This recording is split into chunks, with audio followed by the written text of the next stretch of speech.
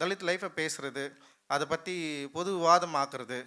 இன்னைக்கு வந்து அது ஒரு ஒரு பிரச்சனைக்குரிய விஷயமா இல்லை. இப்போ நான் சினிமாவுக்குள்ளே வரப்போ அது ஒரு பிரச்சனைக்குரிய விஷயமா இருந்தது. அதை பற்றி பேசுறது, டிஸ்கஷன் பண்ணுறதே வந்து ரொம்ப என்ன சொல்கிறது, அது யார்கிட்ட பேசுறது, எப்படி டிஸ்கஷன் பண்ணுறதுன்றதே ஒரு பெரிய பிரச்சனையாக தான் இருந்தது. நான் ஆட்களை தேடி தேடி சோர்ந்து போனோன்னா கூட நான் சில சமயங்களில் இருந்திருக்கிறேன் நான். பட் ஆனால் இன்னைக்கு வந்து இந்த ஸ்பேஸ் வந்து பயங்கரம் ஓப்பனாக இருக்குது.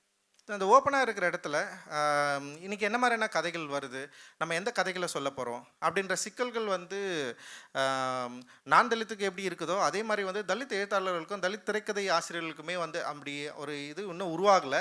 அப்படி உருவாகினா நல்லாயிருக்கும். ஆனால் தலித் திரைப்படங்களை எடுக்க விரும்புகிற அந்த தலித் இயக்க அரசியலை நோக்கி நகருகிற நிறைய இயக்குநர்களை நம்ம வந்து இப்போ உதவி இயக்குநர்களாக நிறைய பேர் இருக்கிறாங்க, அவங்கள பார்க்க முடியுது.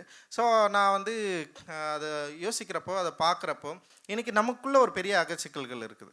இப்போது தமிழ் பிரபா கூட சொன்னார், தலித்துகள் ஹேண்டில் பண்ணுற ஒரு டெக்ஸ்ட்டை இல்லை ஒரு சப்ஜெக்டை ஒரு திரைப்படத்தை இங்கே வந்து ஆடியன்ஸ் என்ன மாதிரி வந்து அது கூட வந்து கனெக்ட் ஆகிறான், இல்லை நான் தலித் வந்து அந்த டெக்ஸ்ட்டை வந்து ஹேண்டில் பண்ணுறப்போ அது வந்து வெற்றி அடைகிறப்போ அது வந்து எந்த அளவுக்கு வந்து நீங்கள் இப்படி இதை நீங்கள் இந்த மாதிரி நீங்கள் பண்ணணும், இதுதான் வந்து கரெக்டான வடிவம், இது கிடையாது நீங்கள் சொல்கிறது கிடையாது அப்படின்ற நிறைய போக்கு வந்து இன்றைக்கி வந்திருக்கு. ஏன்னா முன்னாடி வந்து எதுவுமே சொல்ல வேணாம் அப்படின்ற இடத்துல இன்றைக்கி வந்து இப்படி சொல்லலாம், இந்த மாதிரி நம்ம வந்து பேச வேண்டியது இருக்குது அப்படின்னு சொல்லிட்டு ஒரு புதிய வகமையை உருவாக்குறதுக்கு கூட இங்கே நிறைய முயற்சிகள் நடந்துகிட்ருக்கு.